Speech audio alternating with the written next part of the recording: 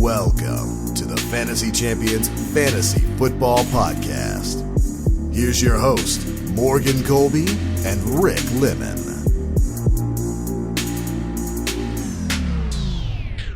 What's going on, Fantasy Champs? Welcome back to a fine Thursday afternoon. We are recording this a little bit later today, so if you're not listening to this until Friday or at some point on Thursday, welcome on in. My name is Morgan Colby. I got Rick Lemon with me, as always, is on this side of the screen. What's going on? How you doing, boss? I'm doing A-OK. Chipper. Ready for the football season to start. Chipper, or that might be a new one. Chipper. Because I was thinking about it. Our home league draft is a week from Saturday, which means that today we're officially 2 weeks away from the NFL season starting.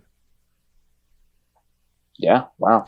2 weeks from today, I'll be at 1 o'clock staring at my computer screen going, when is it 8:30 for me to watch the Bucs play whoever they're playing? I don't even know who they're playing, to be honest with you, but I'm just excited. The Bucs versus the Cowboys. Cowboys. Oh, yeah. Maybe I'll draft a couple of Cowboys just to watch that game. Who am I kidding? I'm going to draft a couple of Cowboys anyway. Right, exactly. Yikes. So anyway, welcome on in the Fantasy Champions Fantasy Football Podcast. Today we're going to talk about some late round targets that you should be going after. And we're going to go round by round and break down some guys that we think you should target. Once you get to the 15th round, it's just a deep dive of players.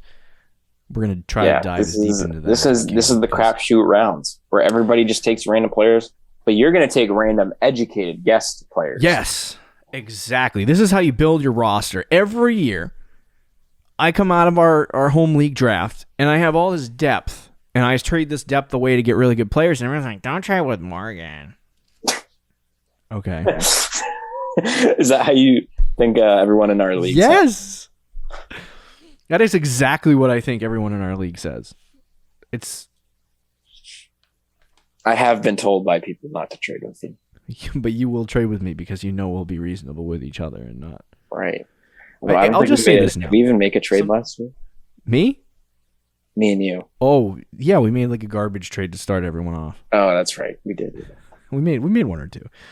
I feel like I want to do a little PSA for people who play fantasy football really quickly before I give you the intro crap. When you're trading, let's not pretend that you're like, and I mean, Rick, tell me if I do this so that I can correct myself, but try not to pretend that the player that you have is literally the best player in society. Oh, yeah. And be willing to lose a trade. Like, honestly, that's the thing that I've learned over the last 2 years. It's not like losing a trade. It's just like you don't have to win every trade. You don't have to win every trade. It can either be even or you slightly lose it. Like, if I believe there's a specific strategy that I can take for my team and I'm going to go out and get a specific player and I overpay for that specific player, that's all right. Like, if you desperately need a running back and you have to give up a slightly better receiver. And you're like, oh, that's not fair. I don't freaking care about fairness. Like, you have 4 good receivers and you have to give up. I'm like, one. Yeah, trade one. Well, I'm not looking to trade this guy right now. Oh, great, thanks. Good talk. You're in mid-season form. This is. It hasn't even started yet, and I'm already better. Yeah. Me and you, as soon as the season starts and we start negotiating trades, there's at least I feel like it's like 2 weeks in. There's at least one fight. Yeah, pretty much. We basically call each other idiots. But you're like trying to trade me. You're like, I have Corey Davis, and you're trying to trade with me like a backup running back. Like, you're not being reasonable. I'm like, I don't want to trade Corey Davis. Yeah, dude, this is the best part of the year right here. Yeah, fighting with people. This is. I mean, don't lose friendships. We almost had our home league explode one year because of the veto. So don't ruin friendships, but. It's fun to banter and go back and forth. So anyway, but don't overdo it with trades. Like, it's not that hard to make a trade. It's not going to end your world if you make a trade that isn't fair for you. It's not, again, like, because when you say like not fair, people think like you're getting destroyed.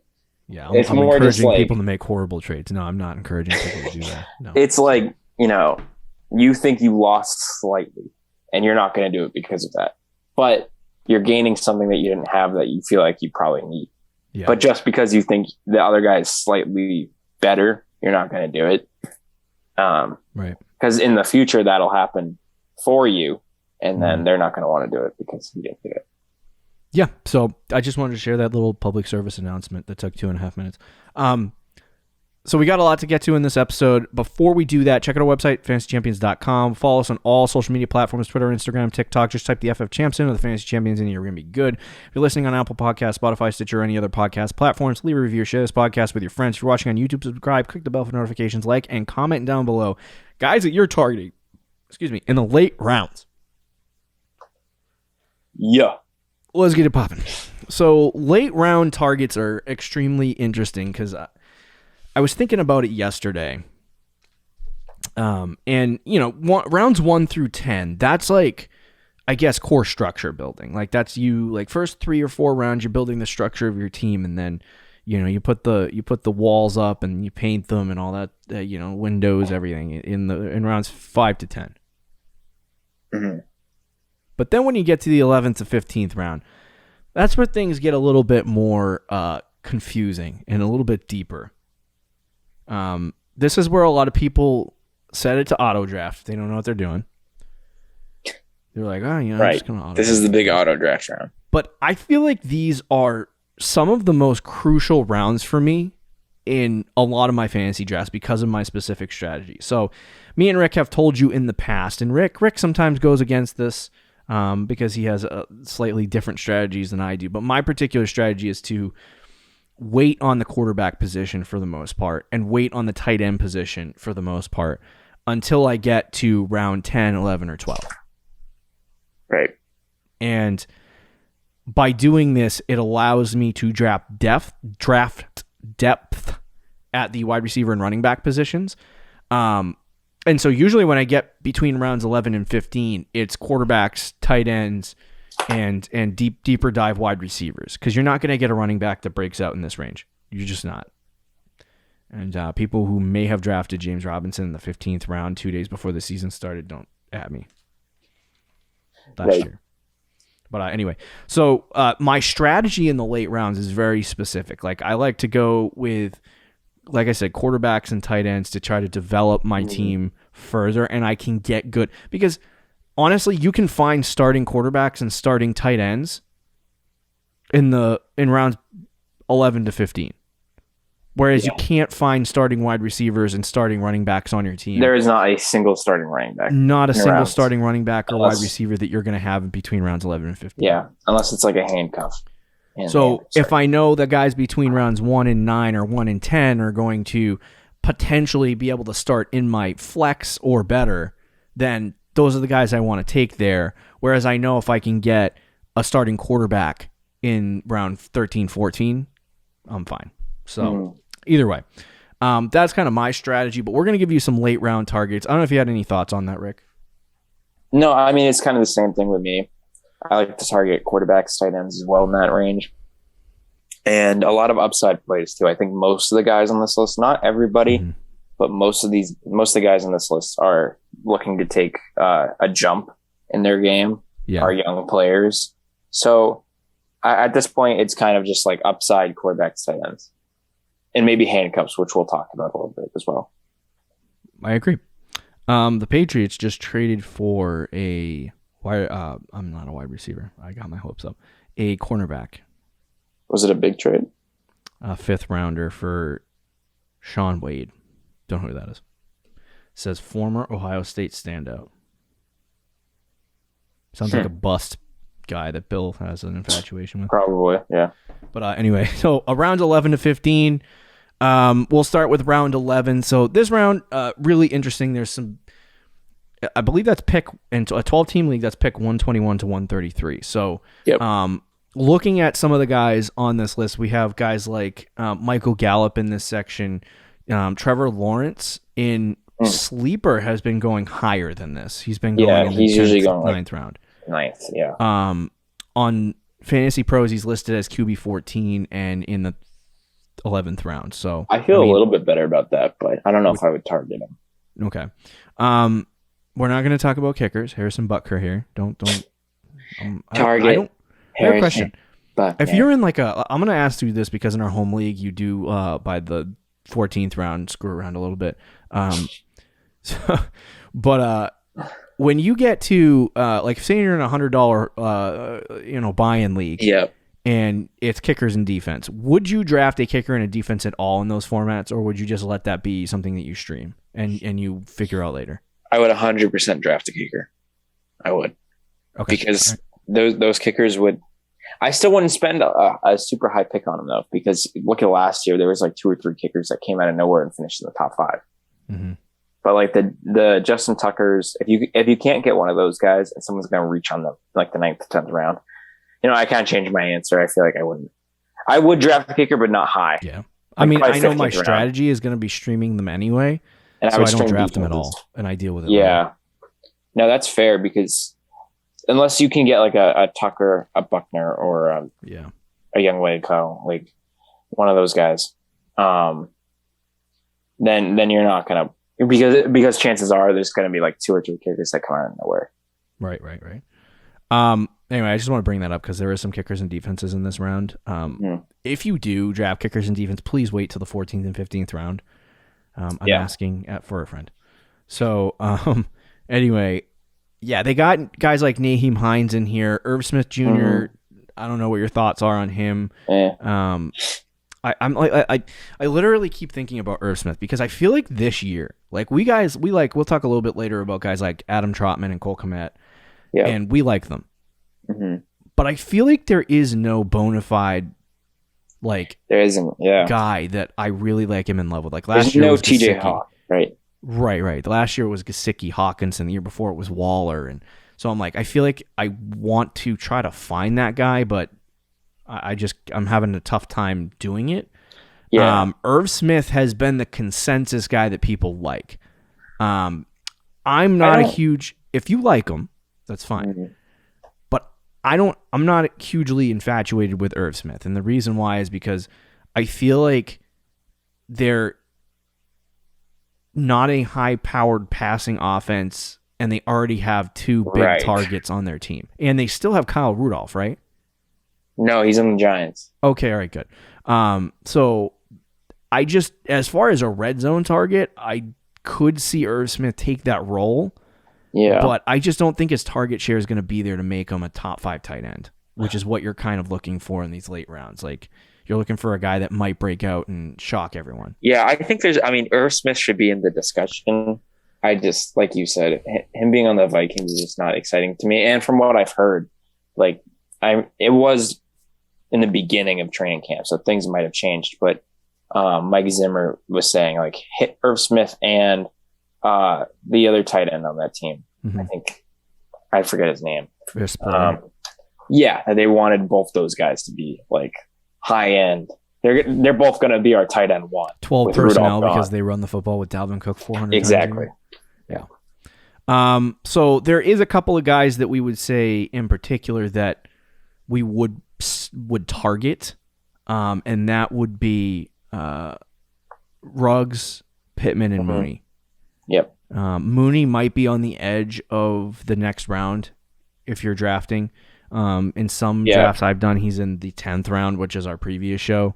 So I do love Darnell Mooney, but I think for me, if I had to pick a guy that I'm absolutely in love with, that I'm targeting, it would probably be Darnell Mooney, and then behind that would be Ruggs, and then Pittman.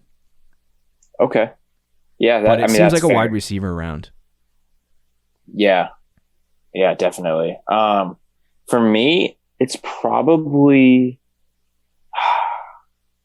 I don't know. I feel like part of me wants to say Ruggs as the top target because I like the upside. And with Nelson Aguilar gone, you would think he's going to play the Aguilar role. You would think. And, it's John Gruden. I don't know. I think Pittman is another good one. I think all 3 of these guys, you can go in any order. I think I'd end up going Ruggs, Mooney, and Pittman, though. Okay. My order. What about would take him over Mooney? I would take Ruggs over. Yeah, it's close. I think as of right now, I would. Okay. Yeah. I think all three of these guys provide at least some level because, like Indianapolis, for example, they do have T.Y. Hilton, who I believe is in this round or maybe later on. But Michael Pittman is essentially, I would say, their wide receiver one. Yeah, exactly. Yeah. And even if he's the second guy, like, it is what it is. If Carson Wentz is any good, then. Right. If Carson Wentz is any good, guys like Michael Pittman and Paris Campbell and stuff like that, they're going to be a lot. They are going to be a run valuable. first team, though. Say it again. I think they're going to be a run first team. Oh, yeah, definitely. But I think there is some upside to having Pittman because I think T.Y. Hilton, even though they re-signed him, is not good anymore. Right. No disrespect, but like, so although, I mean, to be fair to T.Y. Hilton, Carson Wentz, who does he usually have the best success with? Like the Deshaun Jackson type receivers. Yeah. Which those is outside, T.Y. like that's kind of T.Y. Hilton's game. If he has anything left in the tank, he could be sneaky decent. Yeah. But I do think Michael Pittman at wide receiver 48, I think there's a good shot that he outperforms that. So I think he's a good target in that range. Right. And then Ruggs, like, what did he get? 20 catches last year total? Yeah, he didn't have much last year. He didn't have much. He didn't get much separation. Now, I think, go ahead. I was going to say John Gruden historically likes to ease, like it's why he barely played Bryan Edwards as well. He historically and has said that he doesn't like playing his rookie wide receivers like a lot. He kind of eases them into it. But this year he has the opportunity to be the wide receiver one. And from what I've heard, I've been trying to like look up beat reports on the Raiders camp and stuff. There's obviously a lot of the bigger headlines for Bryan Edwards, but a lot of people are saying consistently Henry Ruggs has been the Raiders' best receiver. So I'm gonna trust them and think Henry Ruggs is gonna have a breakout. But yeah. I mean, I think at least one of these three are gonna have a breakout season. And the way they utilized him too, not that they utilized him a lot, is weird because if you go to the reception perception and you look at his success rate by route and his route percentages, he has only successes on screens, which is usually what you do with a speedy guy, and like down the field routes, so corners, nines, and posts. But they only ran him on out routes, which he didn't have success with. Yeah, it's weird. I was like, what the crap are you guys doing? That is something that will concern me because if they use him the same way, like it's going to be bad. Like when you draft a guy like Ruggs, you have to use him in multiple different ways and try to get him going, like slant routes too. Yeah, a lot of end arounds, trick plays to get him going. Like the interesting just move thing him is around too, and they didn't really do that. No, they didn't.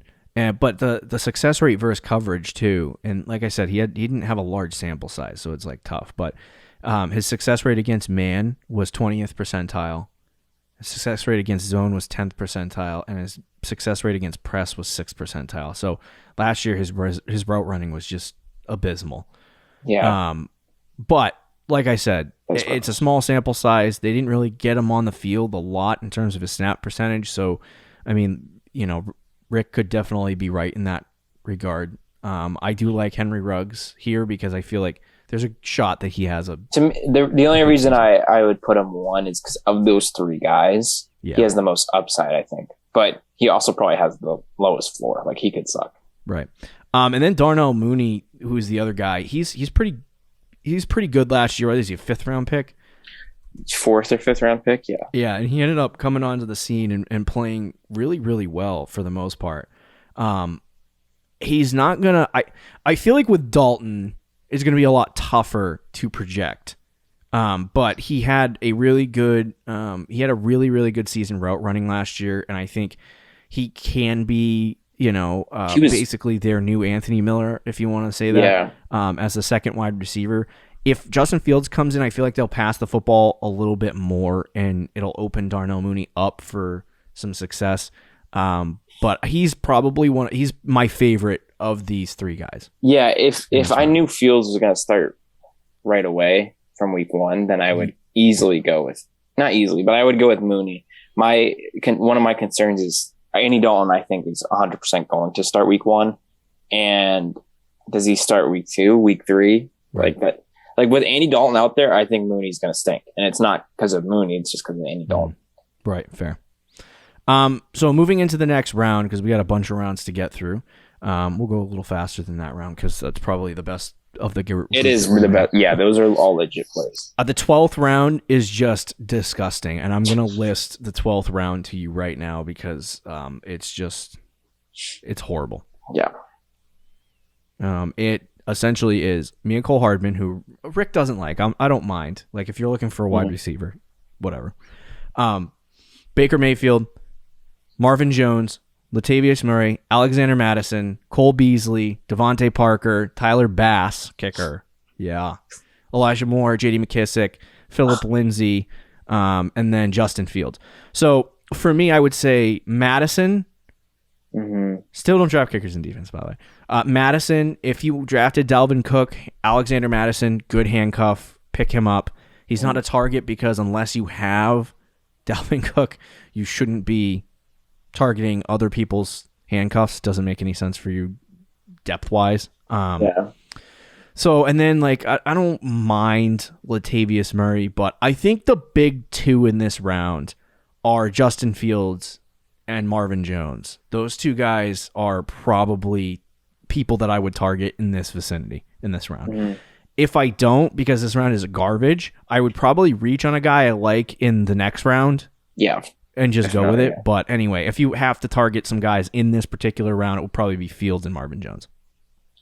Yeah, Marvin Jones feels like you said before the show, he's the wide receiver 2 on that team. It seems like Lawrence likes the connection with him. Yeah. He'll get some decent amount of targets. And then Justin Fields, who I think has a lot of breakout potential. If he plays, you draft him, let him sit on your bench for the first few weeks, and then when he starts, he's going to have... Dalton will play himself out of a job. Yeah, he will eventually. Once Fields gets the opportunity, though, he's going to have a great fantasy ceiling because of his rushing upside. We've seen what he can do in the preseason on the ground and through the air. He's very good as well. So he's probably my favorite rookie quarterback for fantasy. I agree. And then, the rest of this list kind of blows. I wouldn't mind a flyer on Elijah Moore. I think it's a little early, though. Like, he should be lower. I just like the player. But, yeah, it's pretty gross. Yeah, I mean, I don't have much to add. I love Justin Fields. After seeing the first couple preseason games, it's clear if he starts, that's not going to be – it's not like he's going to change his play style. So, a lot of fantasy points on the ground.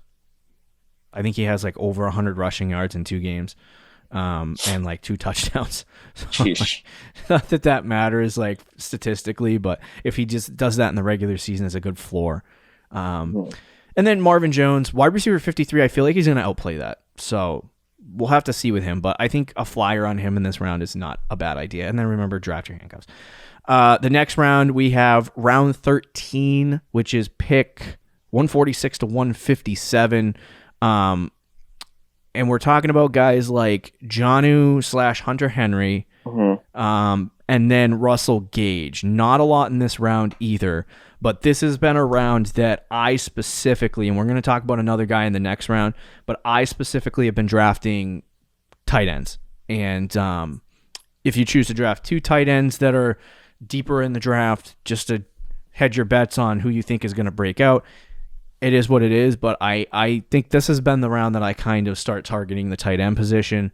And I've come around in these New England Patriots tight ends after watching the freaking wide receivers perform in any format. Practice, preseason games, it doesn't really matter. They're all garbage. We're going to talk about one of them on this program.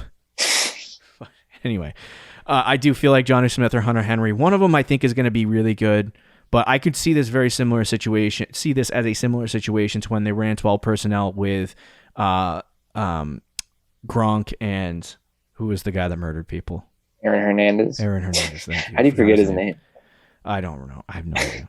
Not that it should be remembered. Yeah, I was going to say probably a good thing that you didn't. I don't remember. But anyway, Jonnu and Aaron Hernandez and Gronk, when they ran back in, I don't know, what was that, 2014, 2013? Yeah, something like that, 2013. When they were a really good tandem, and both of them were fantasy relevant. So I feel like at the tight end position, you could definitely get Jonnu and Henry and have some fantasy relevancy there. Do I wish it was only one guy? Yes. But I'm in the situation where I've been drafting Jonnu a lot more. I would prefer Jonnu over Hunter Henry. I think Rick prefers Hunter Henry over Jonnu. Yeah, it's close though. Like I really don't know who. I think one of them will be slightly better than the other and will have decent fantasy value. That's why in redraft I'm tempted to draft both. Now in our home league, we're all Patriots fans, so that's not going to happen. I don't even think I'm going to get one. I'm planning on not getting either of them. That'll be. But I think one of them will. I think they'll both be decent at least, and one of them will be higher than expected. Like one of them is going to finish as a low end tight end one, I think, and that's great value here. I think probably Hunter Henry, but I think Jonnu could just as easily do that. I think Jonnu is just a weapon, and I think they'll utilize him as a tight end, and he'll get a similar target share to Hunter Henry, but he'll also add other elements to the game. Hunter Henry can block, but I don't know. We'll see what happens, what they do with him. It doesn't, to me, at this point, it doesn't really matter. Quickly, your thoughts on Russell Gage at wide receiver 59. I know you like him. I faded on him a little bit. I don't think it's a bad pick. I actually think he might be better than like back in earlier rounds. Might be a better pick than like Marvin Jones in the last round that we just talked about. But I'm still not excited about him. Yeah, I mean, he has upside. He's the very clear wide receiver 2 with Atlanta, and I'm pretty sure last season without Julio, he was very, very good. So a full season without Julio and being the wide receiver 2, he's going to get some targets. It's just a matter of how much Atlanta throws the ball, which I know you've been concerned with all off season, and it's a valid concern. If they throw the ball a lot less, then I think he's going to not be as involved. But if they throw the ball at least maybe slightly less than they did last year, but they throw the ball a lot still, then Gage will be good. And he'll be an extreme value at wide receiver 59 because he was like he was a low end wide receiver 2 when Julio was out. So okay. Moving to the 14th round, this is also another round where there's not a lot of action. It's, I believe, 158 to 169, pick 158 to 169. Now, me and Rick talked before the show. I feel like, and this is also another, I don't want to buy Patriots wide receivers, and in the next round, we're going to talk about one guy that should be considered. But it just is, it makes my head explode that Nelson Aguilar could be the wide receiver 1 for the New England Patriots, and he's wide receiver 60. I don't think he's the wide receiver 1 though. I think he might play that role, like he'll get the number 1 corner and stuff, but he's not going to lead the team in targets or catches. But in like Yahoo and Fantrax leagues, he's going undrafted. Fantasy Football Calculator, he's basically going in the 15th round. On Sleeper, he's going right in that vicinity of round 14. So it's like, when you look at Aguilar, like, he's not great, and Rick can make an argument that he's not going to be wide receiver 1, and that may be true, but he's still pretty high in that offense on the depth chart. He's listed as the wide receiver at least. So, but for me, I look at it and it's like wide receiver 60, man. If the guy gets 100 targets, it's just not a lot. Yeah, he'll outperform that. Now, he's going to outperform the wide receiver 60. The problem is it's not going to be good. Like, when he outperforms, it'll probably be wide receiver 30. Even then, dude, I don't know. It's not startable. So, I would stay away from Aguilar at this point. I played with it all offseason, maybe drafting, maybe not. I don't know. I mean, last year... Go ahead. To Jinx. So I was Zoom. I just can't. Not once when we're live by ourselves does this ever happen. Right. Like, ever. And then as soon as we're on Zoom, it's like, whatever. I just was going to say that, like, last year was his career year, and he had 48 catches for 896 yards and 8 touchdowns. Yeah. Like, you think he's going to top that? No. Right. And if Cam Newton is the quarterback, I think Nelson Aguilar is pretty much useless. With Mack, he might be decent because those deep balls, like, Nelson Aguilar will be the target. So as long as he doesn't drop it, which, Nelson Aguilar has a history of that, he'll be at least decent. But yeah, if Cam's out there, I don't even think he's a top 50 wide receiver. Fantasy. Okay. Sounds good. You also have guys like James White and Giovanni Bernard, pass catching specialists for their teams. Not for 1 second do I want those guys.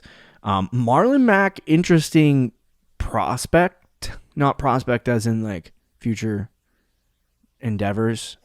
Interesting thought, I should say. RB52. The second running back for Indianapolis, Naeem Hines. I don't remember if I saw him earlier or later. Yeah, he was earlier. But Marlon Mack, he could be the running back too, and I don't think he's going to split, but it's not worth it. Like, this is another, like, if you draft Jonathan Taylor, Marlon Mack is probably your handcuff. Right. And you should draft him as that. Would you draft Chuba Hubbard as a handcuff? Only if you have McCaffrey. Okay. If you don't, no. Sounds Gucci gang. So the two guys that we're really looking at here are Tua and Adam Trotman. I don't know why Rashad Penny's even getting drafted. That makes zero sense to me. Sorry, dude, Rashad. He's the starter over Chris Carson. Yeah, right. So Tua, I feel like this, like I said, this is a round where if you have a young quarterback you like, get him. Like, easy money. So I really like Tua. Tua's starting to grow on me. Like, in the preseason, I don't really care how he performs. It doesn't really matter. He's the starter. He was good last game. His first game, he was iffy, but the second game, he was very good. In the first game. Yeah, second game, he was good. But I think it doesn't really matter what he does in the preseason, because he's going to, like I told Rick, Patrick Mahomes threw for 70 yards on 15 attempts and an interception. So, I mean, it's like, and he threw a lot of incompletions in that game. So it's like, preseason doesn't really have that much of an implication on how a player might play in the regular season. It really doesn't. So for me, Tua, I think the thing that I've noticed, I don't really look at stats and I don't really look at player performances in the preseason. What I look at is how they utilize the player.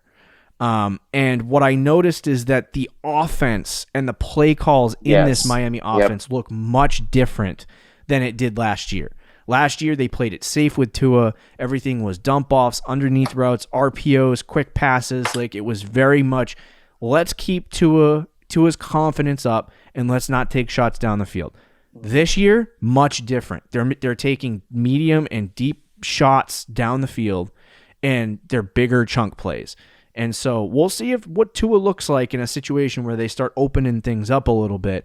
But if they do, along with Tua's rushing ability, it provides a pretty good basic floor for a successful fantasy season. I'm not starting him week 1 against New England. No. That would be a bad idea.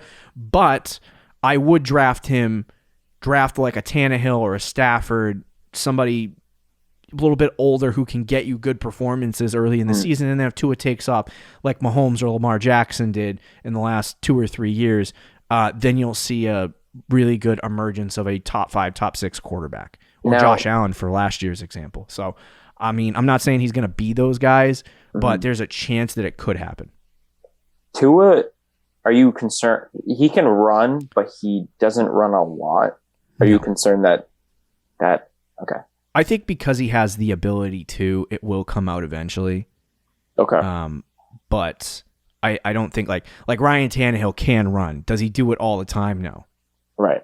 So like he's going to get like 30 yards rushing a game, maybe. But I mean, that provides you 2 or 3 fantasy points. So a bad 17-point week actually looks better as a 20-point week with the rushing yards. Right. If that makes any sense. So Tua I like, and then who's the other guy that we had? I don't even remember. I think it was only those. Oh, Trotman, right. Give me your thoughts on Trotman, Rick. Yeah, I mean, Trotman has a lot of opportunity in front of him.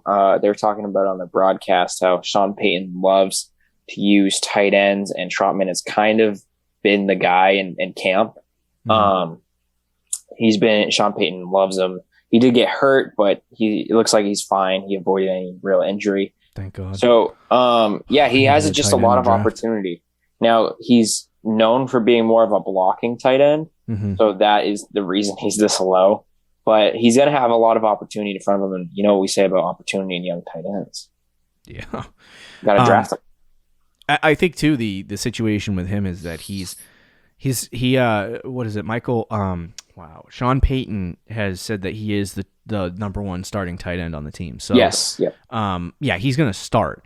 And in an offense where they have used the tight end before, i.e. Jared Cook, or they had Jimmy Graham, correct? Yep. Yeah, so like in an offense that utilizes the tight end position, and I think Jameis Winston, who's going to end up being the starter, he has a history of throwing it to the tight end position as well. Yeah. So I think the connection there could be something that works for the Saints.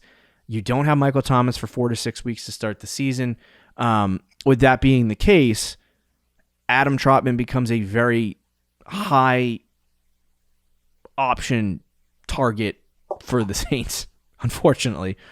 But high target share. Yeah, I think it's like I think he's going to end up like 2 on the read progression chart. Yeah, behind Traquan. Yep.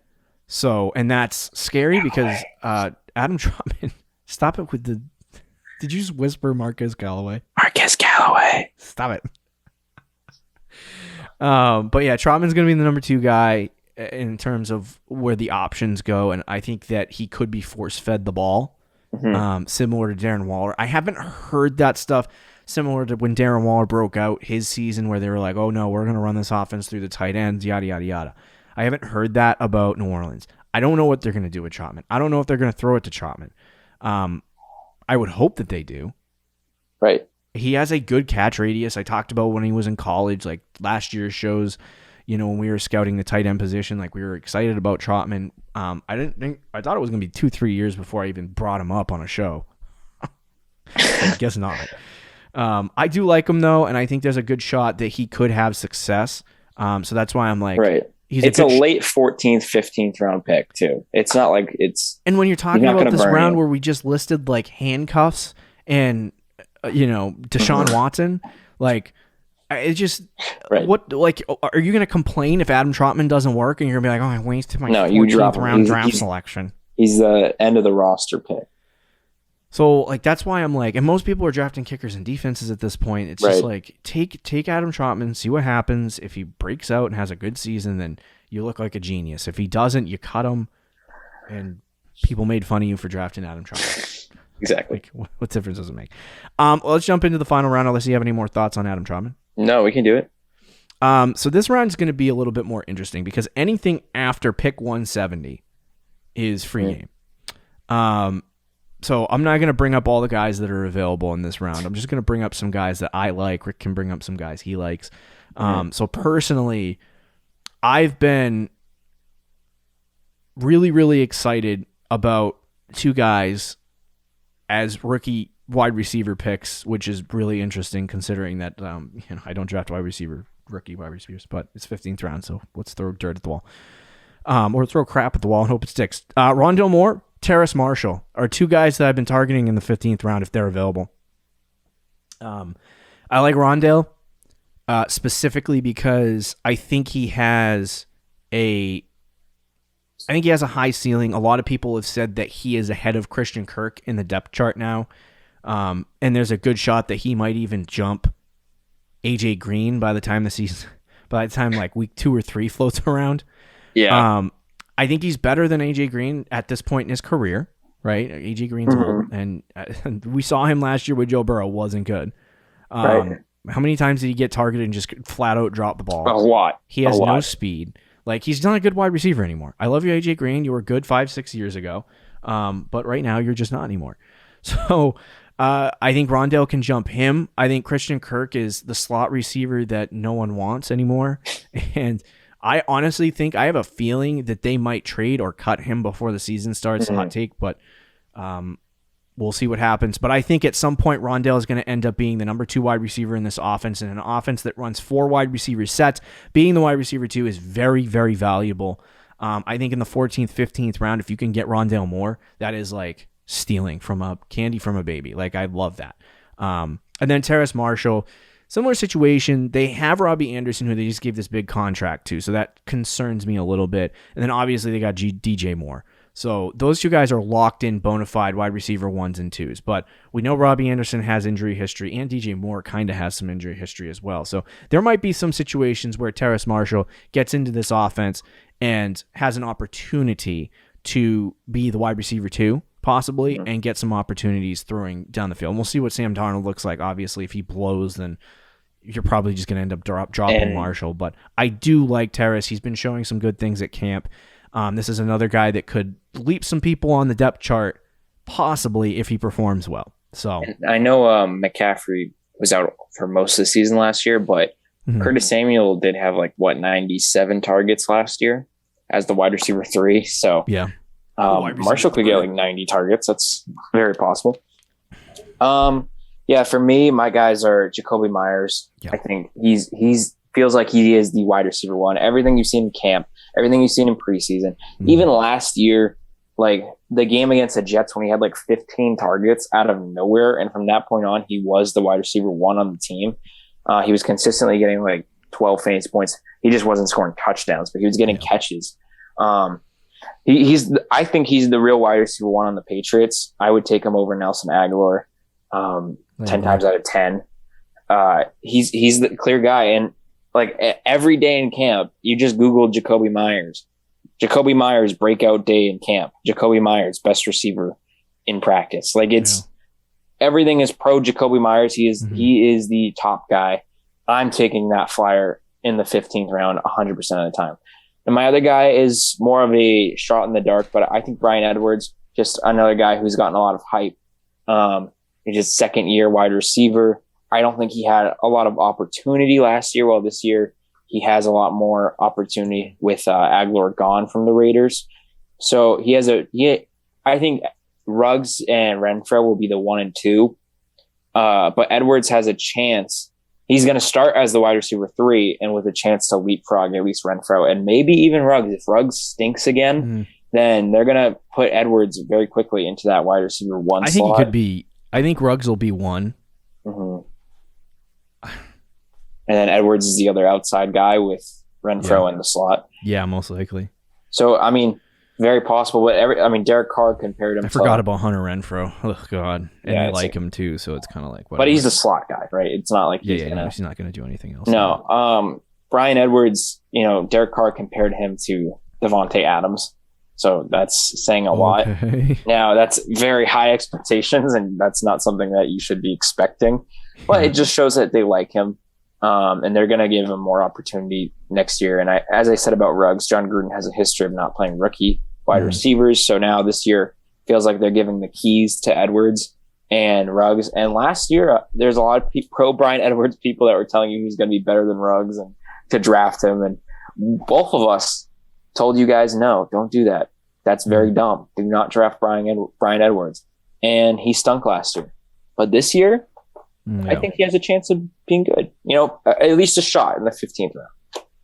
I agree. All right. So there you have it.